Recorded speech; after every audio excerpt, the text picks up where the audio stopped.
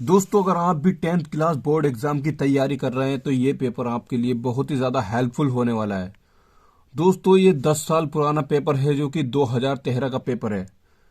दोस्तों, board exam की दृष्टि 2024 से आपके लिए बहुत ही ज़्यादा हेल्पफुल होने वाला है। मैं इसको पूरे को सॉल्व करके दिखाऊंगा आपको कि एग्जाम में 2013 में किस टाइप के प्रश्न आए थे और किस टाइप के प्रश्न 2013 में आए थे और 24 में किस टाइप के बनने वाले हैं। दोस्तों, सारी जानकारी मैं इस वीडियो में आपको देने वाला हूं और इसके जो इंपॉर्टेंट क्वेश्चन है वो कौन से हैं, आपको कौन से बना लेने वाले हैं।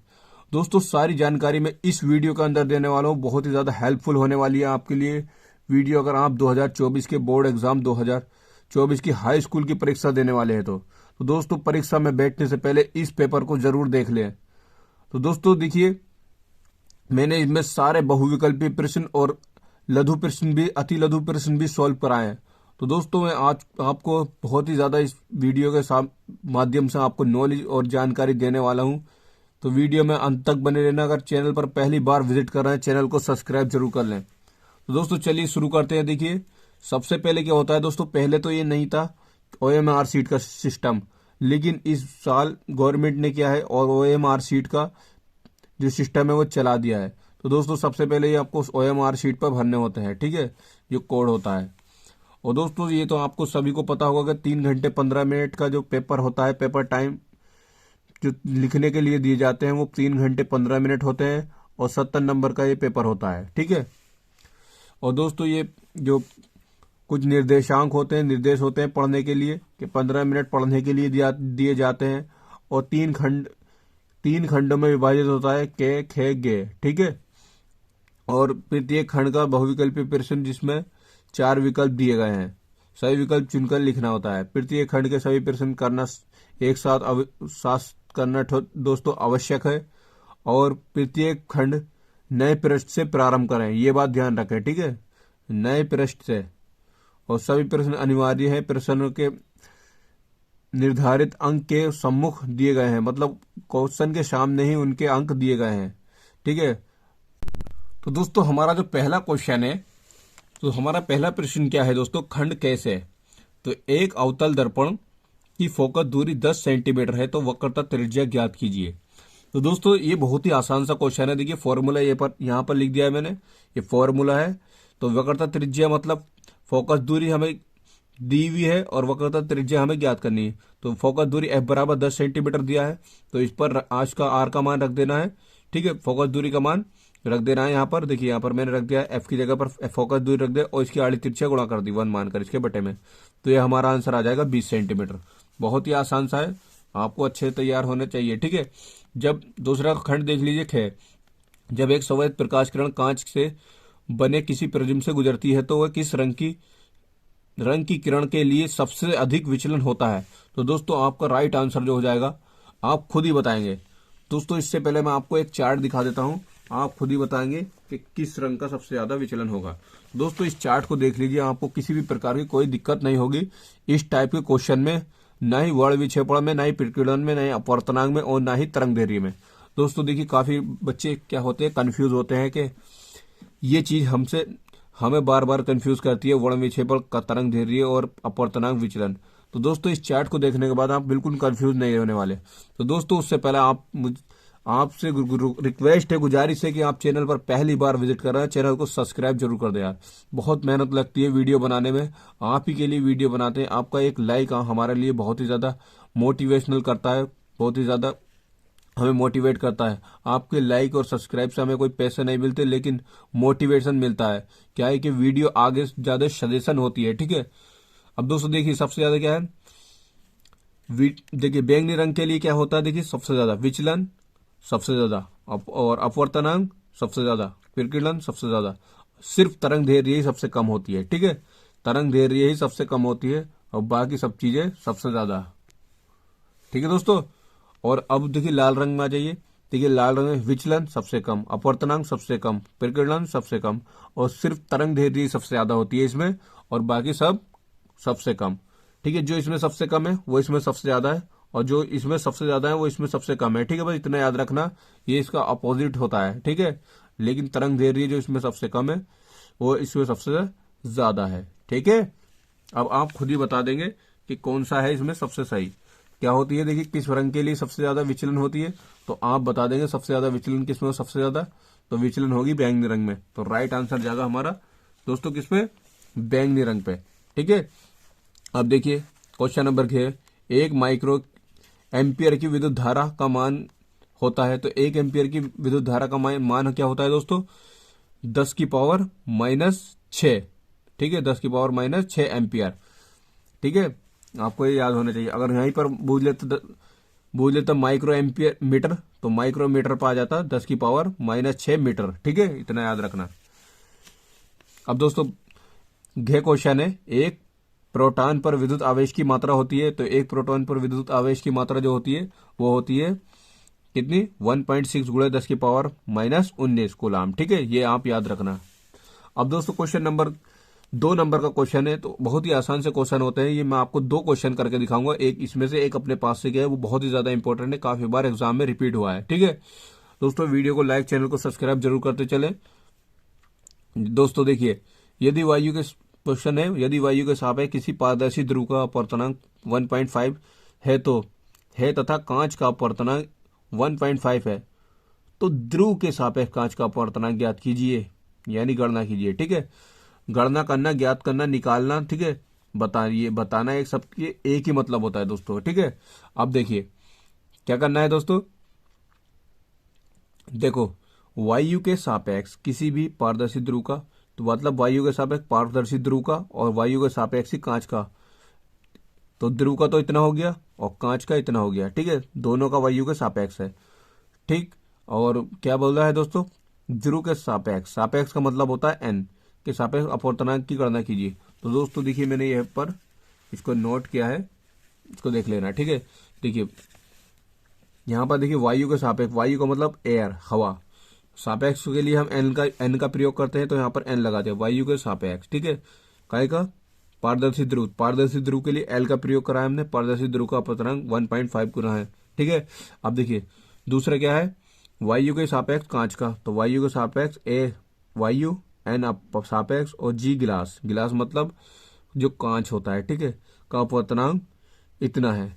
अब दोस्तों बूझे क्या है कि ध्रुव के सापेक्ष कांच का अपवर्तनांक, ध्रुव के सापेक्ष कांच का अपवर्तनांक पूछा है। ठीक है, तो बराबर क्या, तो फॉर्मूला लगाएंगे दोस्तों हम, ये वाला कैसे बनाया है फॉर्मूला, देखिए इससे ही बनाया, जो यहाँ पर पहले होता है उसको ऊपर लिख देते हैं। देखिए वायु के सापेक्ष गिलास का अपवर्तनांक और वायु के सापेक्ष ही इधर वाले का अपवर्तनांक। ठीक है, बटे में वायु के सापेक्ष इधर वाले का अपवर्तनांक। ठीक है, बस फॉर्मूला बन गया हमारा, और जो मान रखे हैं उन्हें उठा उठाकर यहाँ पर रख देना है। इसका मान इतना था तो हमने यहाँ पर रख दिया, और इसका मान इतना था तो हमने यहाँ पर रख दिया, यानी यहाँ पर। ठीक है, अब इसको सॉल्व करा तो हमारा आ गया, देखिए यहाँ पर एक संख्या कम थी तो हमने 0 बढ़ाया, यहाँ पर पॉइंट से पॉइंट उड़ा दिया। ठीक है, अब हमारा जो सॉल्व करके आया आंसर वो आ गया हमारा दोस्तों 1.2। अब दोस्तों देखिए दूसरा क्वेश्चन इंपॉर्टेंट कौन सा है, वो मैंने लिया है अपने पास से ही, काफी बार ये एग्जाम में रिपीट हुआ है। तो दोस्तों देखिए, यह है वायु के सापेक्ष ध्रुव का अपवर्तनांक बताओ जिसका क्या है, क्रांतिक कोण 45 है। क्रांतिक कोण कितना दिया, देखिए क्रांतिक कोण की बात चल रही है, क्रांतिक कोण 45 है तो दिया है। क्रांतिक कोण कितना दिया है दोस्तों, 45। सी का मतलब होता है क्रांतिक कोण। तो दोस्तों इसको हमें पता है कि वायु के सापेक्ष, ठीक है, ध्रुव का अपवर्तनांक, यानी कि ध्रुव का मतलब वाटर, यहाँ पर ध्रुव मैंने वाटर लिया है, ध्रुव का अपवर्तनांक क्या ये पूछा है, और क्रांतिक कोण का मान दिया है। ठीक है, तो फॉर्मूला लगाएंगे दोस्तों क्रांतिक कोण वाला, वायु के सापेक्ष वाटर का, यानी कि ध्रुव का अपवर्तनांक बराबर 1/sin सी, और सी का मान हमें दिया है दोस्तों 45 डिग्री। तो यहाँ पर हमने सी का मान रख दिया 45 डिग्री। तो अब हम जानते हैं कि 45 डिग्री का मान, साइन 45 डिग्री का मान कितना होता है, 1/√2, 1/√2। अब देखिए जब 3 पद ऐसे हो जाते हैं तो इस वाले के बटे में 1 मान लेते हैं, ये सिंगल है, और ये देखिए ये छोटा वाला बटा है, ये बड़ा वाला बटा है। ठीक है, इसके बटे में 1 मान लेते हैं, सबसे ऊपर हो जाएगी इसकी गुणा, तो ये आ जाएगा हमारा आंसर इतना। ठीक है दोस्तों, तो ऐसे इन सवालों को दोनों को बना लेना बहुत ही ज्यादा इंपॉर्टेंट है, एग्जाम में फंसने के काफी चांस है, बहुत ही ज्यादा चांस है। मैं उम्मीद करता हूँ इसको क्वेश्चन में से बहुत ज्यादा आपको फंसेगा दोस्तों। अब दोस्तों देखिए फ्लेमिंग के बाएं हाथ का नियम चलिए इसको भी बता देते हैं दोस्तों, फ्लेमिंग के बाएं हाथ के नियम को भी। दोस्तों देखिए, फ्लेमिंग के बाएं हाथ का नियम, दोस्तों इसे वाम हस्त का नियम भी कहते हैं। दोस्तों इस नियम के अनुसार यदि हम अपने बाएं हाथ के अंगूठे तथा उसके पास वाली उंगली तथा बीच वाली उंगली को इस प्रकार फैलाएं कि तीनों एक दूसरे के लंबवत रहें। लंबवत का मतलब 90 डिग्री पर रहा है, ठीक है। इस स्थिति में यदि अंगूठे के पास वाली उंगली चुंबकीय क्षेत्र बी की दिशा तथा बीच वाली उंगली विद्युत धारा I को प्रदर्शित करे तो अंगूठा चालक पर लगने वाले बल की दिशा को प्रदर्शित करेगा। इसे कहते हैं फ्लेमिंग का बाएं हाथ का नियम, जैसा कि आप चित्र में देख रहे हैं दोस्तों। अब दोस्तों देखिए क्वेश्चन नंबर ये है, दिए गए चित्र की सहायता से ध्रुव के अपवर्तनांक की गणना कीजिए। तो दोस्तों ये भी 2 नंबर का क्वेश्चन है, बहुत ही आसान सा क्वेश्चन है। अब क्या करना होता है दोस्तों, देखिए इसमें क्या करना होता है, देखिए जो ये वाला चित्र दिया होता है ना, देखिए यहां से लेकर ये जमीन है, ये मतलब जल भरा हुआ है इसमें ध्रुव, ठीक है। तो यहां से एक लंब डालते हैं, यहां पर जहां पर ये बिंदु होता है ना, इस बिंदु से एक लंब डाल देते हैं। और यहां पर भी देखिए इस लंब से, और जो ये वाला दूरी है, ये वाली लाइन जो है, देखिए मतलब ये ऐसे हो गए दोस्तों, इस लाइन से, और जो हमने लंब डाला है इस लाइन से, देखिए यहां भी 90 डिग्री का बन रहा है और यहां भी 90 डिग्री का बन रहा है, ठीक है, एंगल। तो उस एंगल में से ये घटाने के बाद, इस एंगल में से इधर वाला घटाने के बाद हमें 45 मिला, और नीचे वाले में से घटाने के बाद हमें मिला 30। तो जो आने वाली किरण है तो इसे बोलेंगे आपतन कोण, जिसे आई, और जो जाने वाली किरण है नीचे अंदर वाला जो बनेगा उसे बोलेंगे परावर्तन कोण, ठीक है, ठीक है, वो मिलेगा हमें 30। तो दोस्तों फॉर्मूला लगाएंगे हम स्नेल का नियम। स्नेल का नियम क्या होता है, AN/W बराबर, जो पूछा है देखिए ध्रुव के अपवर्तनांक याद करना है, ठीक है, ध्रुव की अपवर्तनांक की गणना करनी है। तो दोस्तों देखिए, तो AN/W बराबर होता है sin I upon sin R।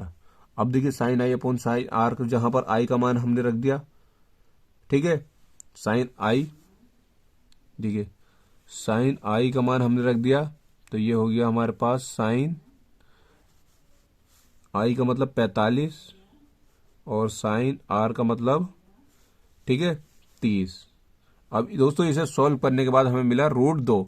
तो हमारा जो आंसर आएगा दोस्तों √2, आप इसे अच्छे से सॉल्व कर लेना, ठीक है। अब चलिए नेक्स्ट क्वेश्चन देख लेते हैं दोस्तों। टाइम बहुत कम है, वीडियो बहुत लंबी हो जाएगी, इसलिए मैं सॉल्व नहीं करा रहा। अगर आपको किसी भी क्वेश्चन को सॉल्व करने में दिक्कत आ रही है तो मुझे कमेंट में जरूर बताएं कि मैं सॉल्व करके उसे कंप्लीट दूंगा आपको, ठीक है, पूरी जानकारी। अब देखिए दोस्तों, ये काफी ज्यादा इंपॉर्टेंट क्वेश्चन है जो कि 4 नंबर का है। क्या है देखिए क्वेश्चन, एक खगोलीय दूरदर्शी के लिए आवर्धन क्षमता की गणना कीजिए जिसमें अभिदृश्यक एवं अभिनेत्र लेंसों की फोकस दूरियां क्रम 200 सेमी, 50 सेमी, जबकि अंतिम प्रतिबिंब स्पष्ट दृष्टि की न्यूनतम दूरी 25 सेंटीमीटर पर बनता है। किरण आरेख भी खींचिए, ठीक है, किरण आरेख भी खींचना है। अब दोस्तों अथवा में ये काफी इंपॉर्टेंट क्वेश्चन है, ये बहुत ही आसान सा है, उससे आसान है, ठीक है। निकट दृष्टि दोष से पीड़ित एक व्यक्ति अधिकतम 10 सेंटीमीटर की दूर ही देख सकता है। उसे इस दोष के निवारण हेतु किस फोकस दूरी व क्षमता का लेंस प्रयोग करना होगा, गणना कीजिए, ठीक है। ये भी बहुत ही आसान सा क्वेश्चन है, अगर आप अच्छे से पढ़ के जाएंगे तो बहुत ही आसान न्यूमेरिकल है, ठीक है। दोनों ही न्यूमेरिकल है, बहुत ही आसान से। और ये तीसरा न्यूमेरिकल है दोस्तों, देखिए एक इलेक्ट्रॉन जिसका आवेश इतने कूलाम व द्रव्यमान इतने किलोग्राम है और इतने मीटर प्रति सेकंड के वेग से गतिमान है, यानी गति कर रहा है, चल रहा है, ठीक है। यह है इतने वेबर, यानी 3 वेबर प्रति वर्ग मीटर तीव्रता वाले चुंबकीय क्षेत्र की दिशा में 30 डिग्री के कोण पर प्रवेश करता है। इलेक्ट्रॉन पर लगने वाले बल तथा त्वरण की गणना कीजिए। दोस्तों इन तीनों न्यूमेरिकल में ये वाला न्यूमेरिकल सबसे टफ है, ये दोनों आसान है, ठीक है, इनको बना लेना अच्छे से, ठीक है। अब देखिए अथवा में ये इस टाइप के जो प्रश्न आते हैं ये भी बहुत आसान से होते हैं दोस्तों अथवा में, इसके मुकाबले ये बहुत ही आसान सा प्रश्न है, आप इसको बना लेना अच्छे से, ठीक है। प्रतिरोध की गणना करनी होती है इसमें, देखिए ओम प्रतिरोध धारा पर विभवांतर की गणना करनी होती है। विभवांतर गणना के बहुत ही आसान है। और देखिए दिष्ट धारा का ये बहुत ही इंपॉर्टेंट क्वेश्चन है दोस्तों, वेरी वेरी इंपॉर्टेंट है, वेरी वेरी इंपॉर्टेंट, इसको याद करके देना। दिष्ट धारा जनित्र का सिद्धांत व कार्यविधि का सचित्र वर्णन कीजिए। और दोस्तों ये सबसे ज़्यादा आसान सा, ये जो न्यूमेरिकल है ये बहुत ही आसान सा है। अगर आप इसको एक बार देखेंगे तो बहुत ही आसान से बना लेंगे। ये पेज नंबर 28 पे मिल जाएगा मॉडल पेपर में, ठीक है। एक घर में 100 वाट के बल्ब, 60 वाट के पंखे, इतने वाट पर यानी कि 1000 वाट पर एक रिफ्रिज लगा है।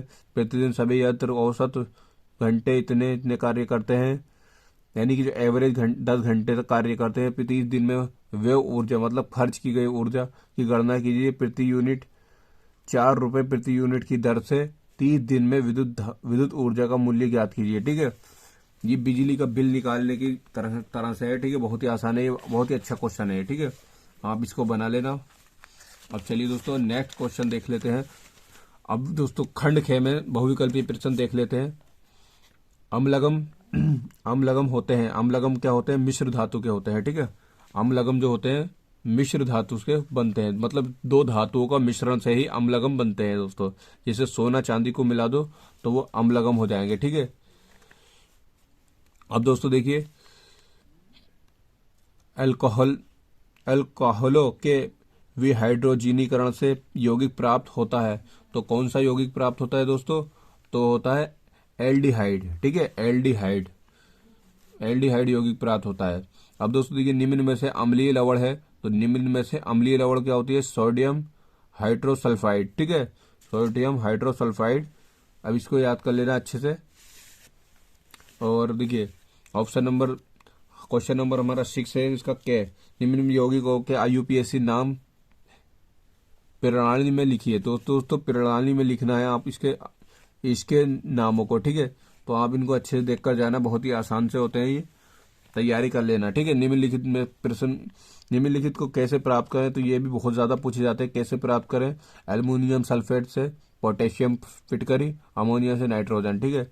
अब देखिए आयनन क्या होते हैं, ये है ताप तथा विलयन की सांद्रता से किस प्रकार प्रभावित होता है। ये आप अच्छे से बना लेना, ठीक है।